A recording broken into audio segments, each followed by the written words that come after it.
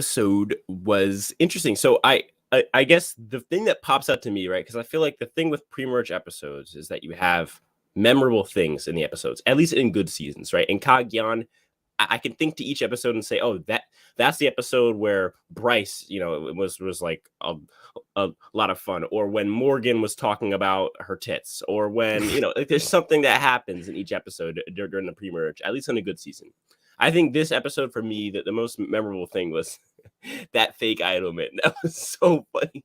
Like watching them tear that shit apart and it'd be like, bro, you really thought we were gonna fall for this, bro? Like, and like they like said some of it in their confessional, but they said most of that shit in real life. But they were like, dude, you suck at making fake idols. It was so clear that he was gonna go home.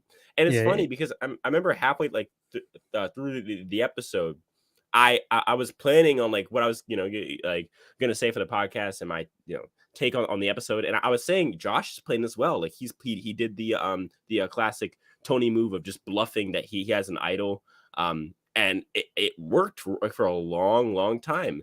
And then he had to actually show his shittily made idol, and it didn't. But did he have to show it? Like he really didn't. And honestly, that was his mistake. I mean, to me, it's like he has this idol and it's working perfectly. They're both about to turn on each other, and of course, if you were to tell Carolyn, hey, like I had this idol, and they're like, we want to see it, right? Because at that point, Carolyn had just come back, and they're both like, we want to see it. You just say no, and then they just have to put their entire game up to chance, right? It's perfect. What I feel like, at least to me, in that spot, especially with hindsight, the best move is to say, go ahead, vote for me. Let me decide who goes home. I mean, you're an idiot. You're an absolute idiot. For trying to show your fake idol that was made with the tree mail. I mean, it's yeah. In that case, less is more.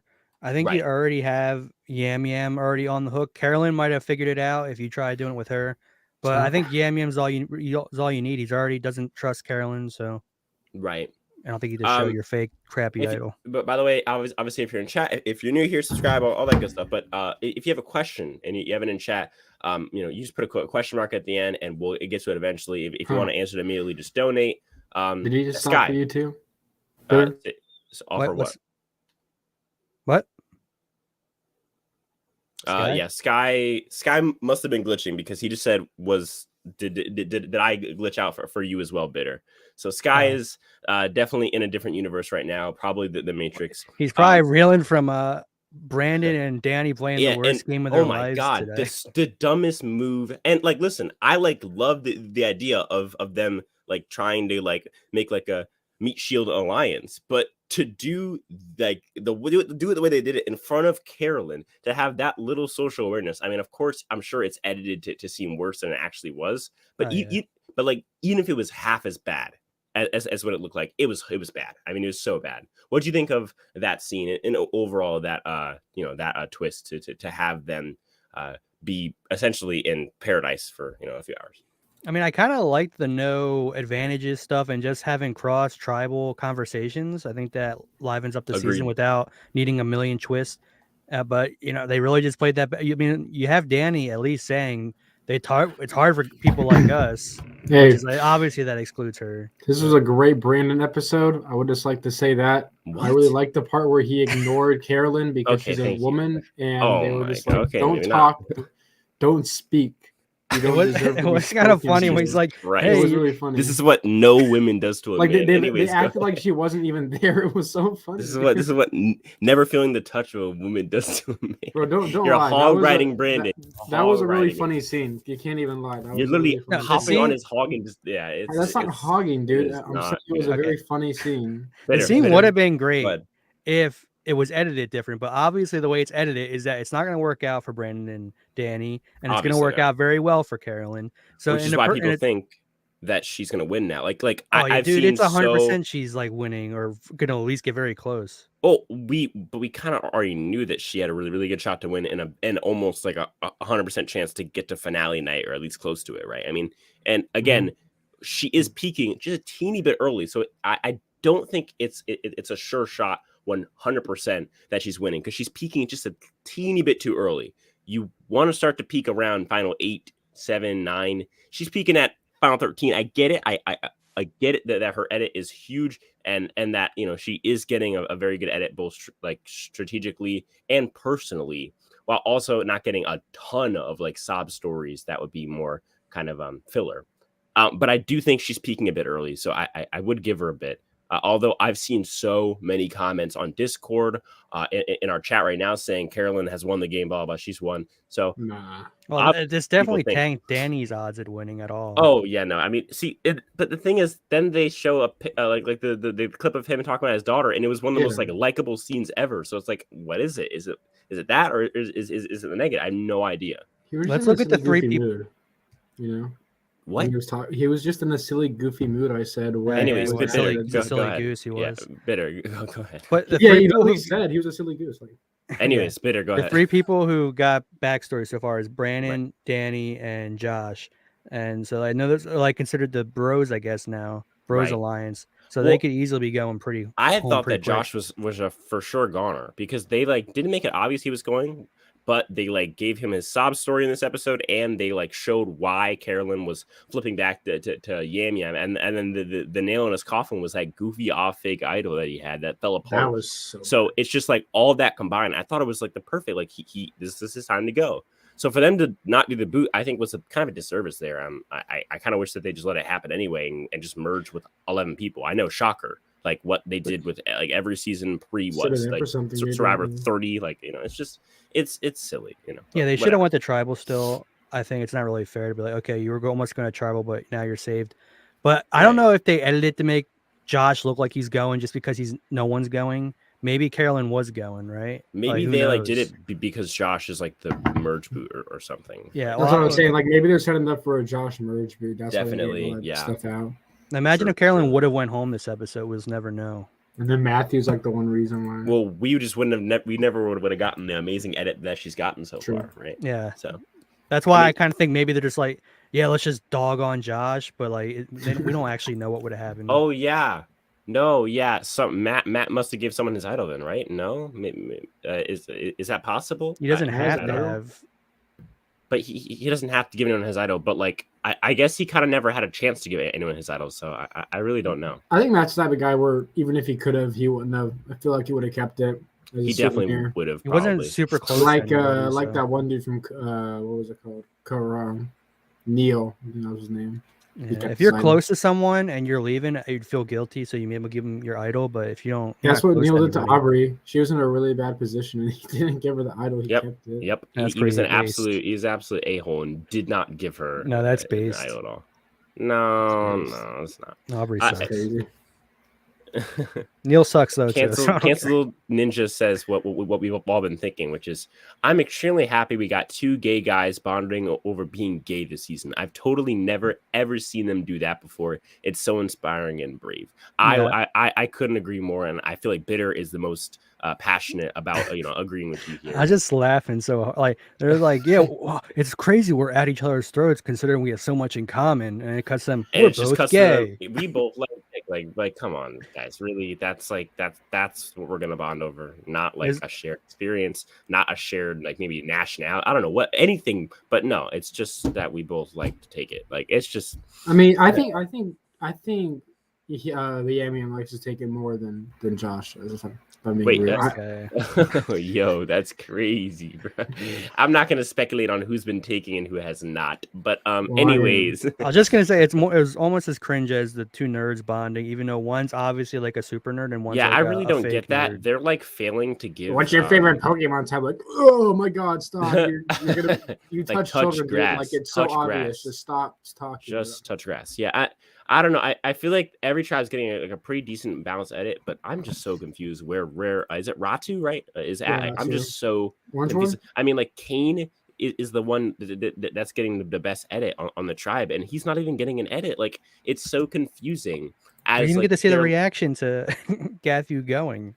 Right, like it's just they're getting nothing, which makes me feel like they're not important, but they still make it far. I really have no idea. They're probably all going to go like from 11 to like 8 or probably something. Just the tribe of like, I was going to say a bunch of mid-merge boots. Which is Brandon's annoying. Brandon's going to be the first boot. Like they're going after that guy's alliance. But that also happening. isn't the worst thing in the world. Like for an example, we didn't really get the beauty tribe developed in Kageyan until the merge. And for David versus Goliath, there's a lot of players like Allison and Alec and is it Kara or Kiara?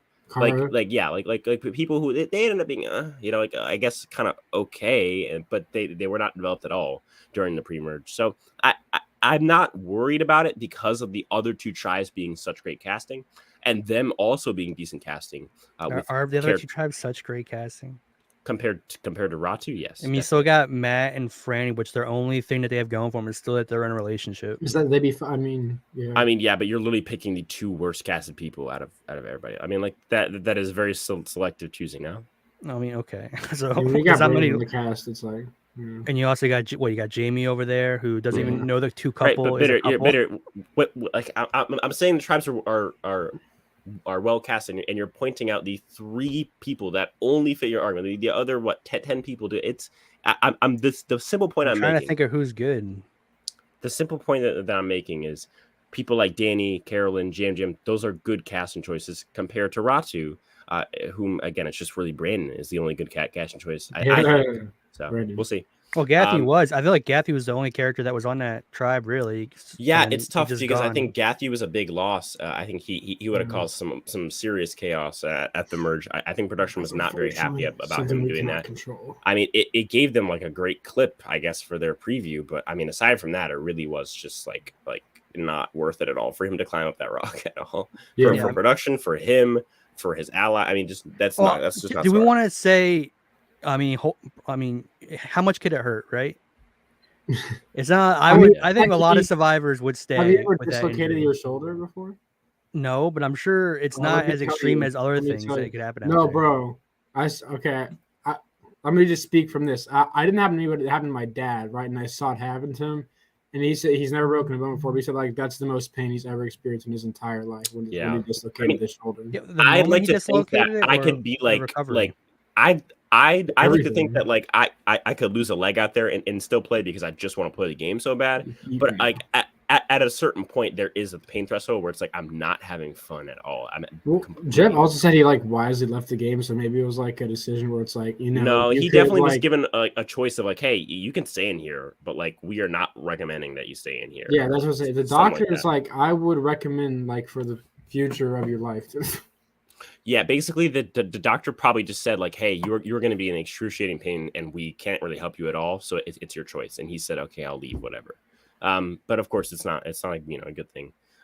Either way, can we talk about this bro alliance that's going to happen or not happen? I guess it's not going to happen. Right. Because it was given a horrible edit, and of course Carolyn kind of dictates where the season's going. So if you get a good edit with Carolyn, of course you're doing well, which is why I think Yam Yam will be fine at least for the first vote of the merge, because I think he will be saved due to Carolyn's edit just being so damn good. Who do we think is in trouble? Just like not, spoiling our power rankings or anything, but just like who, like at first glance, could be like that crazy merged blindside. I really feel like Josh is in a horrible spot here. He's just he should have been this boot. He's now basically has Yam Yam and Carolyn starkly against him, and he doesn't have any like really alliances with the Ratu people, I guess, and his own tribe isn't completely solid, especially Matt and Franny. But by the way, Matt and Franny make merge, guys. We had no idea that. Like I felt like for the whole pre-merge, we were like, one of them has to go pre-merge, right? Like it just has to happen. But yeah, then the purple tribe stuck in the challenges got in the way. Right. I mean, Tika losing, and then of course Gathy just taking up a huge spot in the boot order here, and kind of boosting them to merge is very interesting for sure. Can I say something? Yeah, go ahead. I feel like Josh could be like almost unanimous like merge, but like everyone's like, yeah, we don't trust him. Let's get him out of here because like who is he with?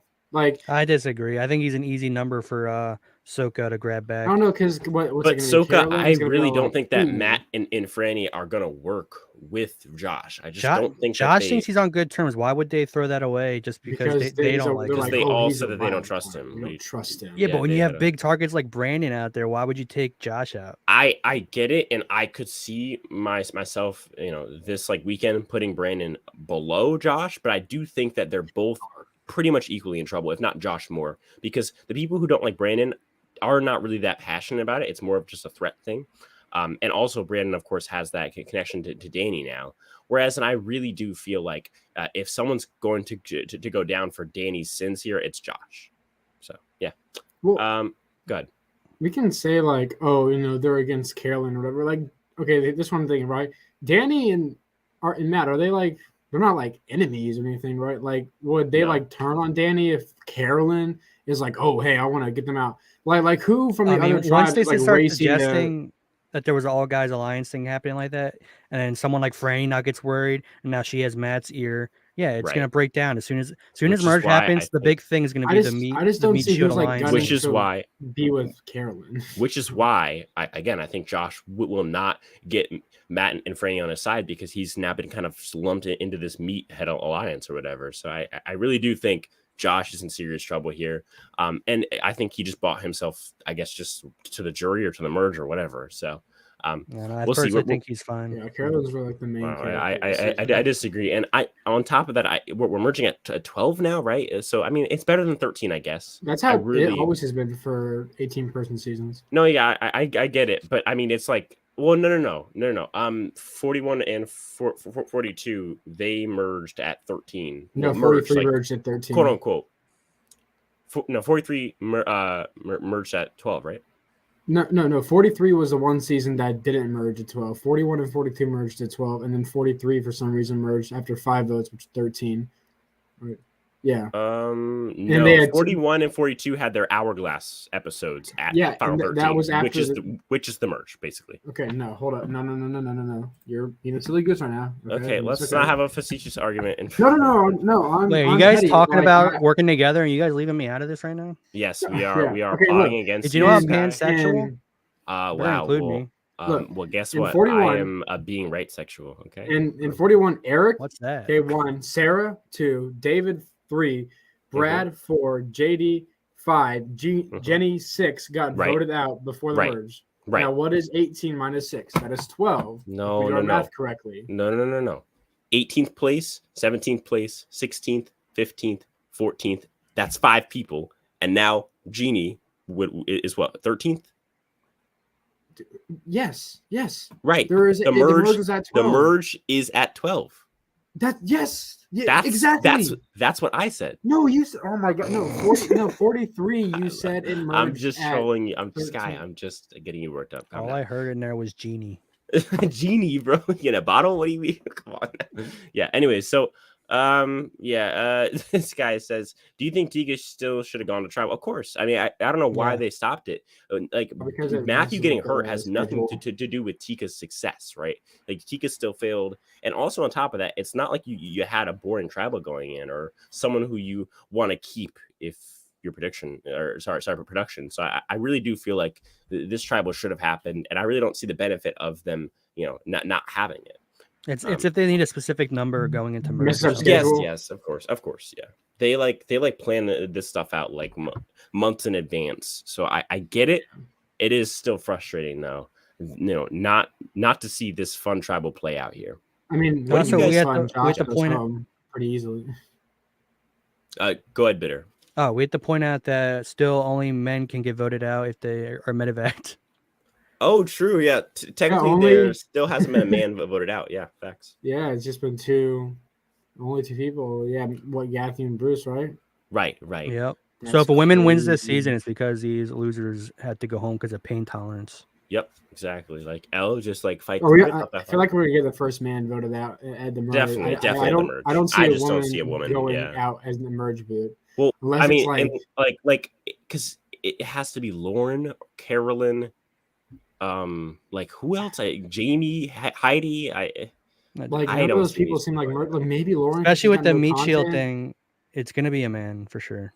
Yeah, it's definitely a man, and I think it's going to be a men just in a row now, which again proves my point that this discriminate voting out of women in the pre-merge is balanced out by a discriminate voting out of the men in the early merge. That And was my usually, point.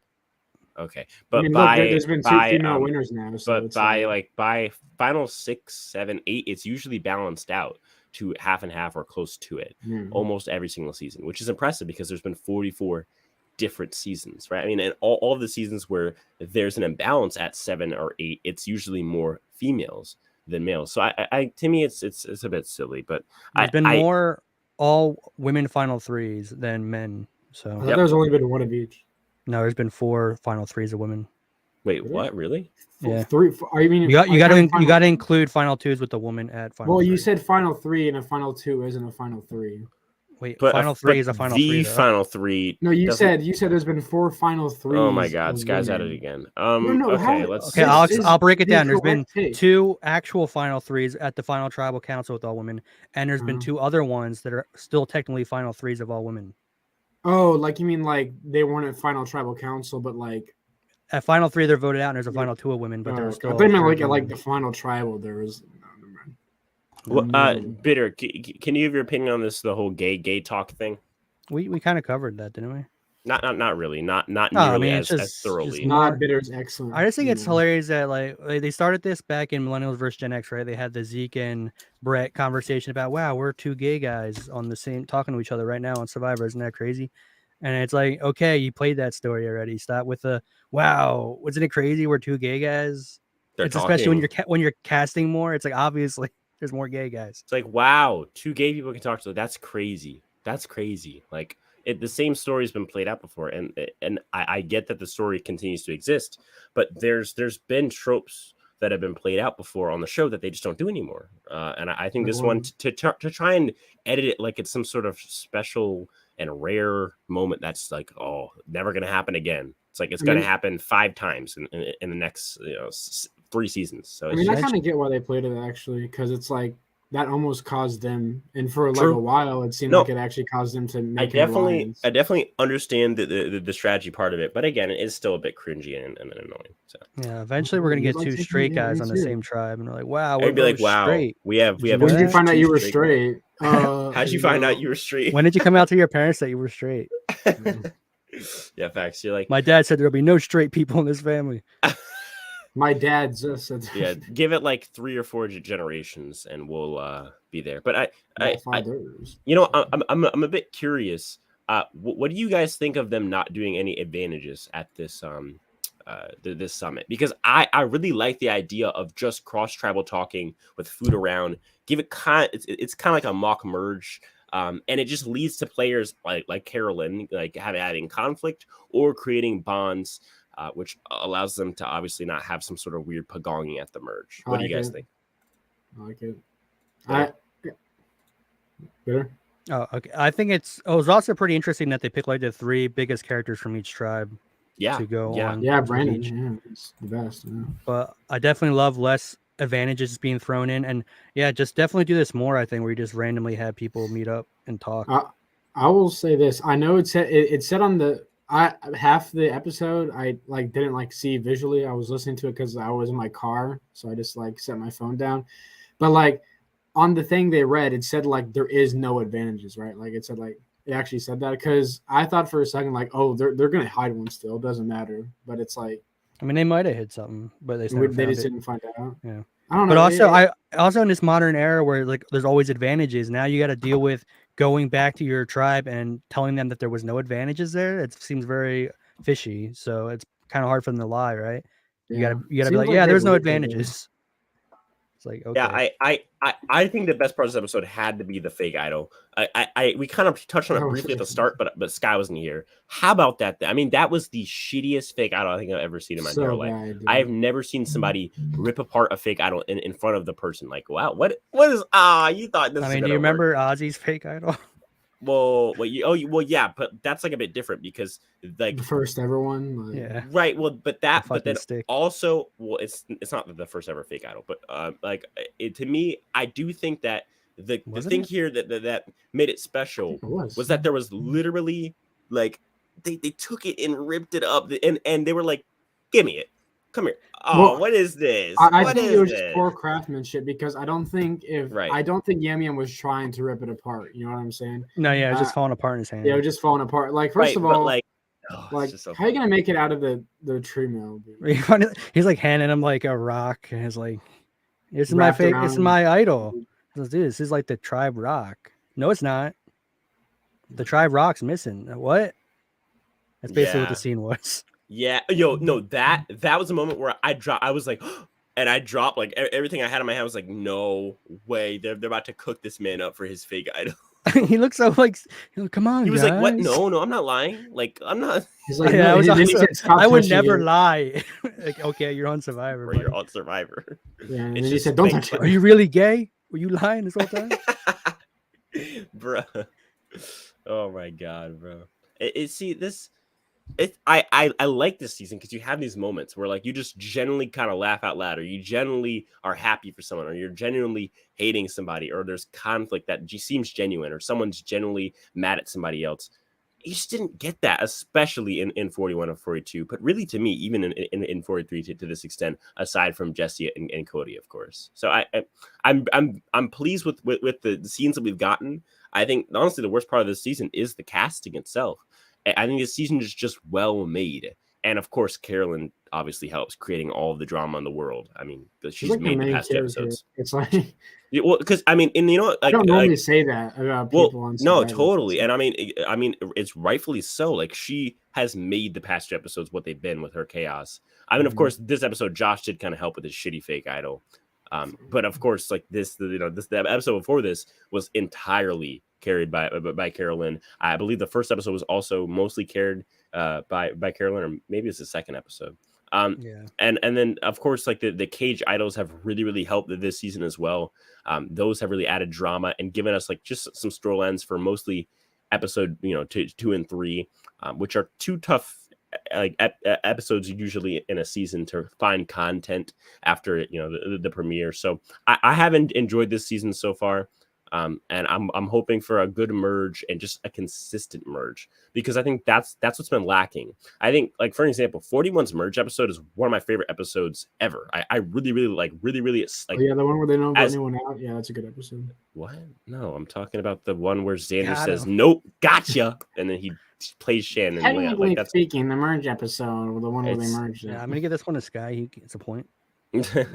Yeah, but I really like that obviously the real merge episode in 41. I think it's one of the best standalone episodes ever, and the tribal I think is like a top 5 tribal of all time. But with that being said, the post merge itself just tanks after that. I mean, it goes away completely. I mean, the Shamboot's something, but for the most part, it really was just up and down, up and down. 42 was just mid the entire time, so I guess it was more consistently mid. And then 43 has some fantastic episodes. The merge episode was awesome with the Gabler blindside, and then of course the Gabler blindside. Oh, sorry. Well, like I know what you mean. I know what you mean. Right, and then the Jesse blindside and Cody episode was also amazing. But just about every other episode there, again, kind of mid. So I'm really hoping for a consistently good, or at least a consistently better than average post merge, not one that goes up and down, up and down, up and down. Carolyn's edit this season makes me angrier. That like I said all last season that Jesse should be taking over this season, right? He should have had the edit that Carolyn has this season. But he didn't win, and I think we were already devastated that he didn't win. So imagine if he got an even better edit and then didn't win. We would all be like complaining, right? I guess, like it feels like don't you guys think that Carolyn's gonna win though? Like, well, we're talking about Jesse. No, but I'm saying like better. I forget. I just felt like something was missing from last season. It was the lack of Cody and Jesse getting as much screen time as they should have. They definitely should have gave Cody more, I think, because then it would have built up his blind side. Like he got tons, but like I think if they gave him just a teeny bit more, I think Jesse did get his due towards the end of the season, and that was how it should have gone. Because if they gave him more early on and really started to get the ball rolling on his edit or any earlier, I think we all would have been like, he has to win or else we're gonna riot. Like, so I think we were already disappointed enough to the point where it didn't completely ruin the season, and we still like it better than 41 or 42, but not to the point where it's like we didn't even see Jesse's game at all. So we'll see. Well, I mean, Carolyn has a bigger edit than Jesse ever did, but like, do you think she's gonna win? I think she at this point, I would take Carolyn 50% and the rest of the cast 50% as far as like that means you winning wouldn't think chances. that Carolyn's going to win then, right? No, I just that's think 50% divided among no, totally 11 people. Okay, maybe put it this way: she is right now. She has the best shot to win. I mean, because like at this point, Danny has edits, like shaky. Matthew's gone. Brandon, he's gotten a decent edit, but of course he's a huge threat. My boy Carson. Jam is obviously getting like a pretty big villain edit here with the whole like he had a bitch face, which was an awesome clip. By the way, again proving why the casting on this season, at least the people will say what's on their mind. I mean, could you imagine like someone in 41 or 42 saying, "I got a bitch face," especially a gay guy. His face is very beautiful. Yeah, his face is very eloquent. Can get away with it. Right. True. Saying it. But I to me, I like on this cast, who else can win except for Carolyn at this point? So that's why I do feel like Carson. I would just say Carson and maybe Yam Carson and Yam Yam is possible, but again, the villain does scare me because they really don't like to give villains the win here, especially in this new era. I mean, all three winners. I don't know if he's really a villain though right now. No, I get it, but he's getting just a slightly villainous edit, and again, compared to his peers, I don't really think that's going to work out good for him, especially because the past three winners have all gotten squeaky clean edits, completely, like just perfect edits. So like, I mean, Erica is iffy. Go ahead, say it again. I said they have Gabler's edit wasn't squeaky. He definitely didn't get a villainous edit. I mean, I know, but like when you say squeaky clean, I'm thinking squeaky clean, as in like not they weren't like not villainous. Villains No. Yeah, no, I know. I don't mean like a perfect as far as gameplay goes. I'm talking about perfect as in like good and bad. Especially, I think it's really highlighted with Marianne. She got the best edit a winner can get. Like for her game at least. So it scares me with Jam, and it really does leave Carolyn or Carson. Carson seems a bit too obvious to me. So I think Carolyn seems too obvious. Wouldn't Carolyn be too obvious? Yeah, but I do think Carolyn, like we're like supposed to think, oh, she's going to go out at 4, she's going to go out at 6, 7, whatever, and then she wins. That is a plausible like trickery in the edit. I think Carson is the guy that we're always like saying, oh, he's a genius. He's like the Cochran or the Christian of the season, the narrator. And we haven't seen a narrator like that win a season in a long time, really. I just don't. The fact that Carolyn's whole edit is that everyone keeps underestimating her, I don't think she's going to get voted out for being a threat. Yes, agreed. Wait, so then we agree. I think Carolyn has a very good shot. Yeah, I think she has these. She really has the Russell hands. This is like the edit is the whole season's her. Either she's going to the end and winning, or going to the end and losing. No, there's no way that she gets to a final tribal and loses the game. I don't think that. Like that is clearly only a Russell edit type of thing where the entire season is you. It's not just Russell. It's like Sugar too, right? Sugar was a big focus. Yeah, of that but Sugar didn't get the entire edit. Like Sugar's edit, not a really big part. Sugar's edit it doesn't hold a candle to Carolyn's edit. She reminds me of Nora kind of. I don't think Nora had as big as an edit. But right, I don't think there's someone that's comparable to her as far as like the edit amount and the personality. And I think actually Bitter was right in his original assessment. It is like the Russell Hantz thing, except that I think the difference is Russell Hantz is kind of like his own case. Well, but he's also his own case, right? Like we haven't seen a Russell since. We'll never see Russell after. Maybe Tony's the closest, but he won the season.